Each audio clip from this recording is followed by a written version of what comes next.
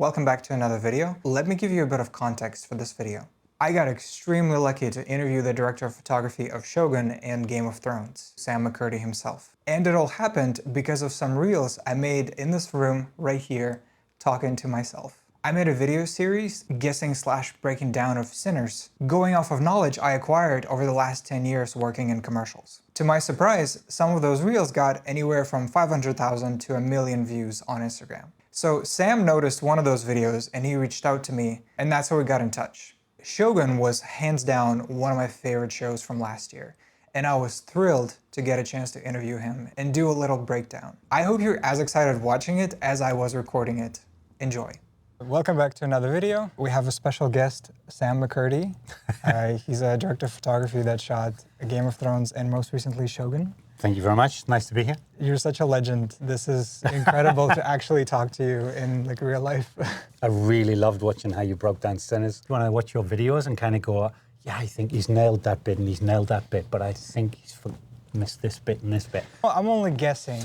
No, but as a DP yourself, and you know how we do things. Principles, I think, are the same anyway. We just, as things get bigger, lights get bigger or they move further away, I think that the principles are there. You're telling a story with the lights. I come from commercials. What I find the most fascinating in narrative films is that it's a similar yet very different approach. Yep. Where in narrative, you're trying to go for realism, but also at the same time to make it artistic, like a painting. Very much a heightened realism, yes. A dramatic realism. For me, especially with Shogun, it was always a thing for me that it shouldn't look lit, even though it quite obviously was, but that it had to retain a sense of timeless, agelessness in the lighting that we did. So some of that lighting had to feel authentic, whether it was oil lights, whether it was moonlight, whether it was daytime. It needed to feel real, but I needed to shape it to give it a dramatic effect. It definitely worked. Thank you very much. In my very opinion. kind. So I prepared a few scenes from Shogun that I wanted to go over. I have some comments/questions. Yes, I hope I can answer them. I mean, you made the thing. Doesn't always mean we know what we're doing. Get out of the way. The first thing in this shot I want to say is, I pulled this clip from YouTube, but it does look super grainy. Going for the authenticity of how something was lit. There was at one time the option to apply a film grain effect. Like in post-production? In post-production. It was talked about, it was looked at. I wasn't 100% sure it was going to work. I'd found this thing that worked for me. It was a noise that I discovered with the Sony Venice that we shot it on. There was a way of pushing the sensor even beyond its dual ISO. It gave me a texture in the shadows that I started to really enjoy. I'm not going to call it a noise because it was texture that we were always looking for. When we got into final color, we found that it was working really, really well for us. So when it was dark, yes, it felt textured, but it felt textured the way it should feel to the naked eye if you were in this room and it was that dark. It sounds like a happy accident. It was absolutely a happy accident. It's really cool to know that there's a special, unique trick with the noise. Let's not call it noise though, let's call it texture. Texture. Okay. Well, when I crank up the ISO on my Blackmagic, I'll call it texture. It's texture. Because it's absolutely, and I think the idea of pushing a camera to its limits doesn't mean that you're pushing the ISO and then cranking the lens wide open. It means you're finding that balance of texture on the sensor, but then playing with the stop to bring back the shadows, to bring back the information, not just shooting everything wide open and pushing the sensor even further. It's just on some cameras, the texture looks straight up ugly. Call it noise, if you want it, yeah. Absolutely. Like Blackmagic texture is just horrendous. I don't know the Blackmagic well enough to know that, but in the way I test, I'm looking for that balance. The stop that I kind of know that I'm going to shoot on, or the stops that I'm going to be there or thereabouts with, and then kind of finding that magic that just works. This is why we test. This little pool of light, Yep. that's a Leica, isn't it? Nope. No? No.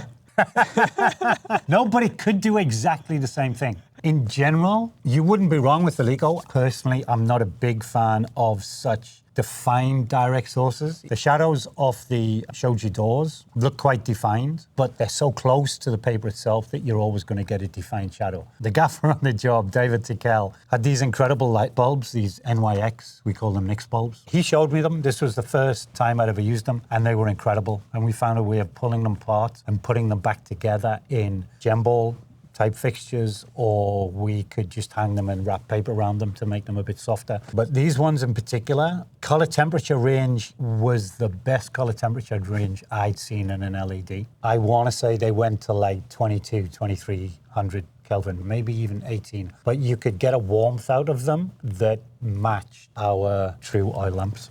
Back there behind them, Yep. it looks like some kind of oil lamp. Which it would be, and they were just regular oil lamps. Actual Oil lamps. Wow, Yeah. okay. They were special effect oil lamps. We had some that were regular oil, and we had some that were portable that we could move around a lot. What's the reasoning behind using actual real fire? You can't control it. You can't. Like, You can't control it, but I go back to authenticity. The truth of this scene, the things that are in the room are the only things that would have been in the room. So that's what's driving my lighting in this. What is this light supposed to be? That really is just so you can see their faces. I'm assuming the audience will believe there is another oil lamp somewhere else. It checks out for me. I'm just curious. Absolutely. I'm No, just- I just don't want to show it, but I do want to be able to see her face. Do you think it would have worked if instead of this light, you would have faked that there's a window out there with blue light coming In the this deep way? distance, Yeah, kind of giving her a bit of a blue shape. maybe, but again, for me, to be authentic about this, I would have to then carry that blue light on when we went into the next Oh room. yeah, it's a whole chain. There of is events. yes, this may be the slight difference between you as a commercial DP and me as a narrative DP. I'm thinking the scene through from start to finish in terms of its lighting and its continuity. On the one hand, I agree. I'm a huge fan in the shifts of color temperatures within the scene. But if I can't believably carry that on, knowing the shots that construct this scene, I'm kind of painting myself into a hole, doing something here that I can't do when we break into the next bit. That makes a lot of sense, actually. It's definitely a force of habit. Absolutely, and there is a window to the outside world beyond the shoji doors there, but I would have to be so dramatic with the amount of moonlight that was coming through there that I wouldn't believe the levels I have in the windows when we go into that room. Does that make sense? Absolutely. So the only thing you have missed, one of the things that I enjoy most about very dark scenes like that, yes, you got the source that's up here that's doing this, which is doing this as well. But what you haven't got in the shadows here is a blue I see. To raise the that level. kind of that sits here, and even seeing traces of it here. This kind of goes to what we were talking about, texture and the sensors. So yes, you can just push the ISO on the camera, it'll see all of this darkness. But if I put a tiny bit of light into this darkness, I still get the texture where it's really dark. But what I also get is I get a shift in color. So these blues that are here and here, somewhere out of shot and probably just above camera. So I'm looking at where the actual shadows are. So somewhere in here, but closer to camera, not near the subject, there would be something like a gem, just a very small gem ball that we would hang in the ceiling, and then we would wrap it so that we only got it going into the shadows that we wanted it to go in, so that it didn't look like another top light. It looked like it genuinely was just filling in shadows. These are the kind of things you start figuring out later in your career Absolutely. when you really Yeah. reach like this ace level. And I feel like I'm not there. I'm not there. No, you We're are always- the guy. You're the legend. You But I shot think this. that's one of the other things, as I just said before, you know, Dave, the gaffer, brought these light bulbs to set one day and was like, do you think we could use these? I was like, I don't know. Let's pull them apart, see what they do. Show me the color range. And I was like, incredible, because you've given me something that's really freed me up. There's always room for discovery things. If you didn't have those, wireless controlled bulbs. What would you have to use otherwise? We'd have designed something ourselves that might not have been as efficient or might not have been as easy to rig or to hide. They're really just old-fashioned techniques. I could have done a similar thing to lighting the shadows by simply just bouncing a Lico or a dado or anything into To a a ceiling. ceiling. Yeah.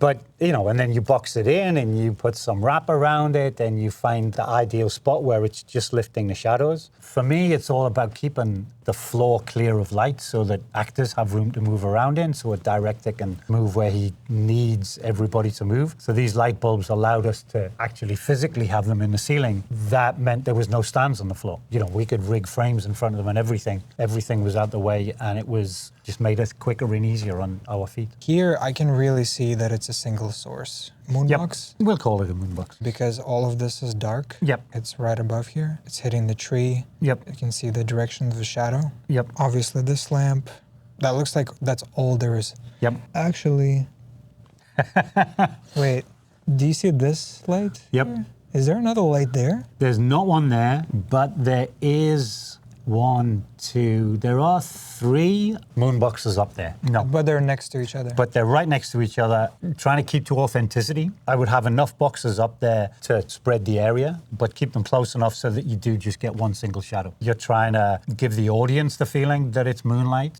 but what's doing the tree line is 2 boxes that would sit pretty much like that, and then we'd have one box that's a little bit further away, and it's actually angled into the tree line. So in practical reality, Yep. on huge shows like this, there's an extra moonbox facing the trees, slightly turned at the trees. Yep. Are these decisions made on set right there? Are these kind of decisions that you make in pre-production? A bit of both. A lot of the decisions will come in pre-production because you will go through the blocking of a scene, possibly with the director. You'll certainly have visited the set multiple times to pick a few key angles. You will have a good idea of what is and isn't going to be in shot. So to get the boxes in there, we know that the machine can be on the other side of the street. Had the director wanted a much wider shot than this scene, we'd have had to have devised a way to hang them from even further away, or we might have gone for balloons or something like that. The sculpting of it, for me, comes on the day. You sculpt it depending on where the actors end up going. Director and I will have talked about what's happening in the scene. The key pieces are in there way ahead of time.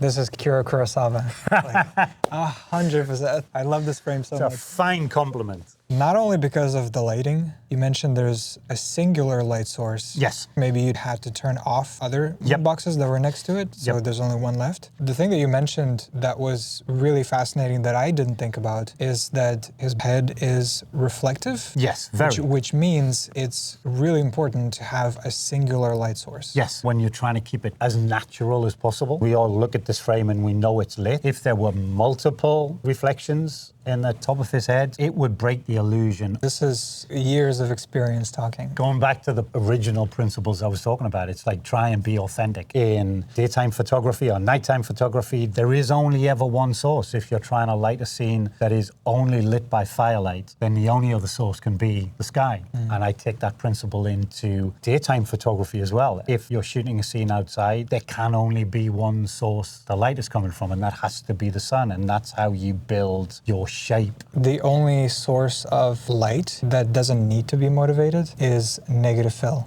Yes, I am a huge exponent of negative fill in daytime scenes. There are principles to how it works, when it works, and where it works. It's always on the opposite side of the sun. I think you can be quite heavy-handed with negative fill if you allow the lit side to be correct. And then how you form the shape of a frame will allow you to be as brutal as you want with negative fill, especially with something like Shogun. Through all the episodes that we did, I did a lot of it in overcast weather, or we choose to take the sun out completely, even on sunny days, so that I could then have this, I think, very natural balance. When you're photographing a face, the background can be brighter. So I would allow myself to be heavy-handed with the negative fill that forced the camera to be open a little bit more so that the background always felt brighter. If you're outside on a kind of regular overcast day and you stand and you have conversation with somebody, even if it's an overcast day, that background should always be brighter. My eyes will correctly expose your face and the background will feel brighter in my head. So I was always heavy-handed with negative fill,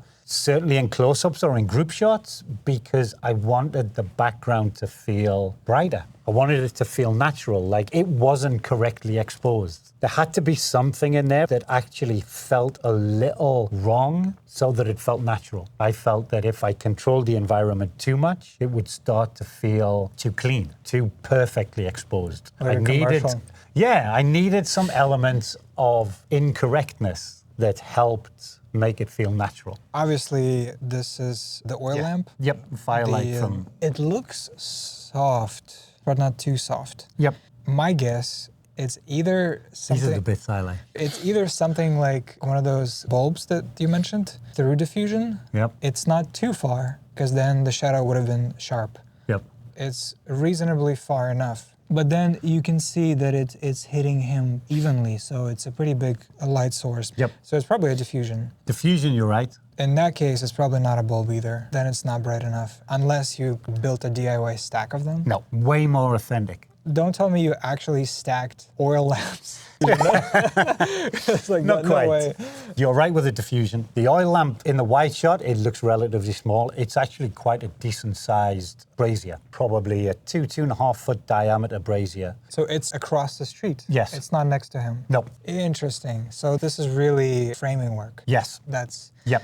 brilliant. When doing Firelight, I prefer to use fire. We would supplement the brazier that was already there with a gas run flame bar. I would put a diffusion frame that covered the flame bar and cover the brazier. Imagine the flame bar's here and the brazier's here. We put up something that's a little bit bigger, maybe an 8x diffusion frame that pulls all of those lights together, turns it into one source. If I needed any more help, I would take a small Sky Panel S30s and just put that behind the main brazier and find a color that kind of matches. Doesn't have to match perfectly, but I would light through all of the fire and then through the diffusion frame. I'm just trying to imagine if I was there, I don't think I would have come up with that. Again, this comes to having good relationships with everybody on the crew, and the entire VFX, SFX crew on Shogun were incredible. It definitely got to that point where they just knew there's a scene with a brazier, Sam's going to need a couple of flame bars. You put a 4x frame in front of that, you turn that into an 8x frame that is now bigger than your subject. And it's probably got a control grid on it too, because then it would have splashed everywhere, right? This is testament to the grips that I work with up there, who I love dearly. Just as a natural occurrence, the grips would come in and flag off both sides of that to the point where it is just hitting the face or just hitting the body. The minute we start putting big diffusion frames, they've got to stop it from spilling everywhere. Before you need it, they already did it. Yeah.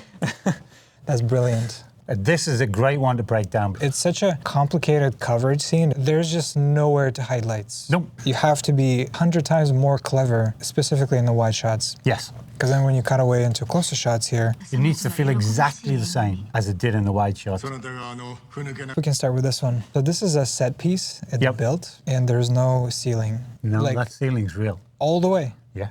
Really? Everything you see there is real. I mean like the top that we don't see. Oh, yes, sorry, yes, it's open to the, yes. Okay, that's what I Yeah. meant. In the ceiling, there's a bunch of those lanterns. It's this blue ambience. Yep. There is corridor where they're shining, I don't know, 18Ks, 20Ks Yep, go on, keep going. from cranes. It's coming through diffusion. That's why it's so soft. Yep. You can't see the edge. There's something interesting going on in this shadow. Yep. So these two shadows are intersecting. That's why there's a darker midsection there. Probably huge panels outside here off the frame. If I was to say to you, that wide shot from the front and the wide shot from the side was shot at exactly the same time. In two cameras. Most of the scene was shot 3 cameras. So that shot and that shot were all at the same time. I did not expect that. That's It goes to your point of where do you hide everything. Myself and Fred Toy, the director, we made a big deal over this particular scene. Originally on the script, it took place at daytime. Fred and I took it to the producers and said, wouldn't it be really cool to have this whole sequence take place over sunset? We designed a sun, a dimmed 20K with two of the big sky panel 360s either side through a diffusion with a slight hole in the diffusion where the center of the 20K was. That was hidden just outside the courtyard, just above the wall. You're dead right about everything from that reverse shot. The lights that were up in the ceiling were mole beams, so they were dimmable.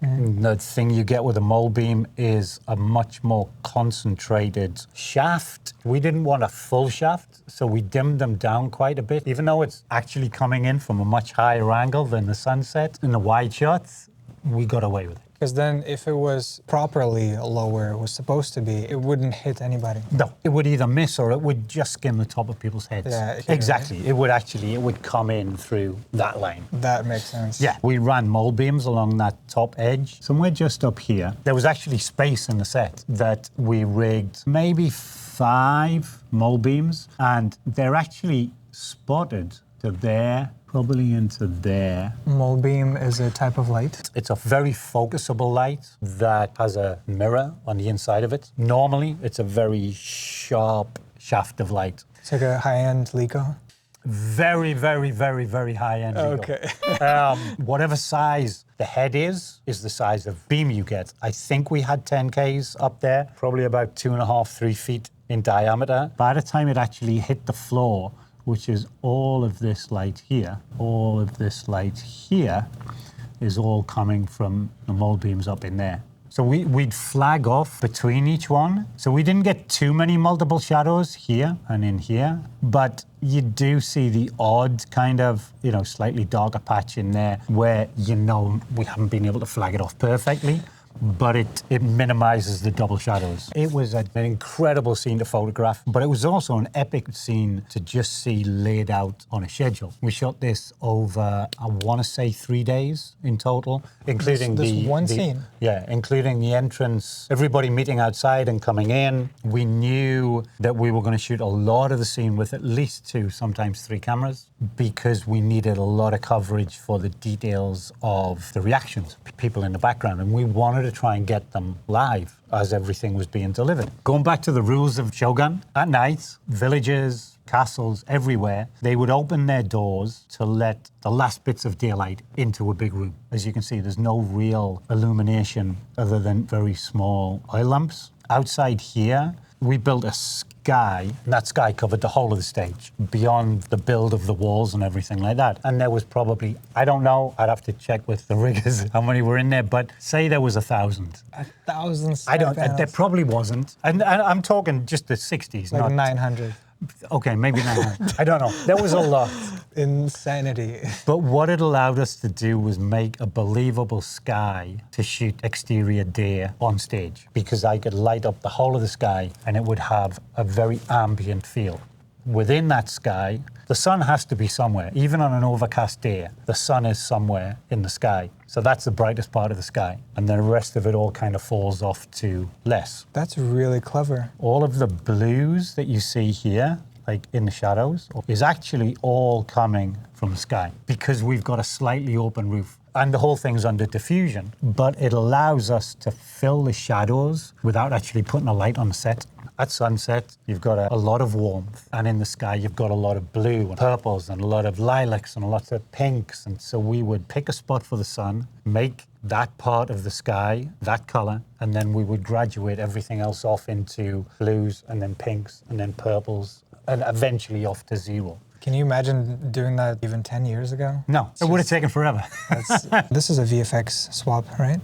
That's all exterior. Really? Yes. So this is a real sky? This is real sky. Wow. I mean, it might have been adapted, but that's a real location outdoors. What I would say is this particular scene, it probably is enhanced because this particular scene we shot over one of the only sunny times we had in Vancouver. So we took all of the natural sunlight out of this area. Every once in a while, you'll see a bright spot might appear in the background. I mean, we had an army of machinery that was taking the sun out. See how it, occasionally it gets brighter. That's bright. Yeah. And that's not bright. Yeah, because there were certain areas we just couldn't get to. We fought to have this scene in overcast weather so that it felt a little more personal, so that you were seeing everything, albeit slightly gloomy. You're seeing everything, as opposed to if we'd gone with the bright sunshine, my feeling was it would have been distracting, and that it had to be kept ambient almost for you to understand what was going on. Yeah, because the main focus is the action. Yeah. That makes a lot of sense. What I wanted to talk about in this scene is the blocking of something like this, because this looks really complicated. Yes. Maybe to you, this is a Tuesday.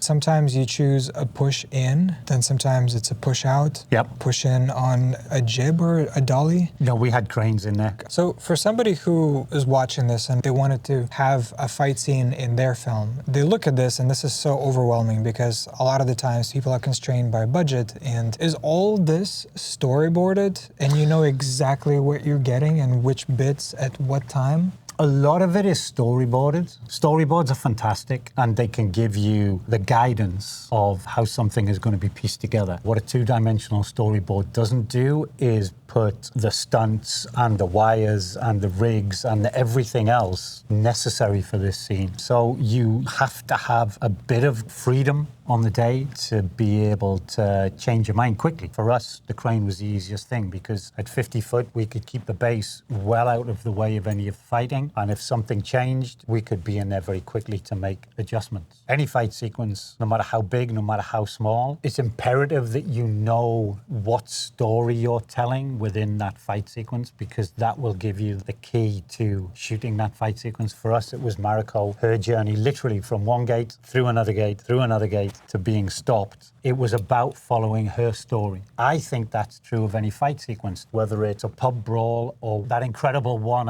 in Atomic Blonde. There's a story element to a fight sequence that has to be prepped so that you know when you go to shoot it that you can change your mind at any time.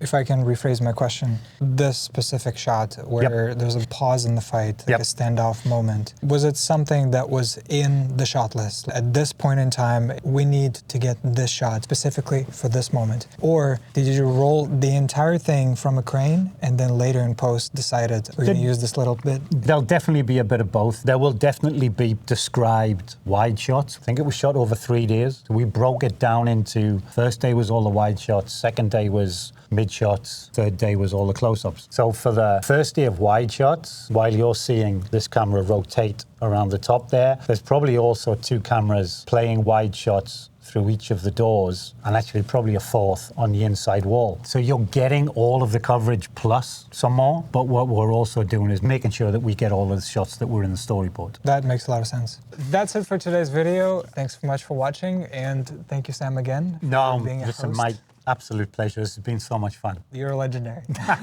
No, please. And it's been really, really interesting for me. It's been an honor to have you.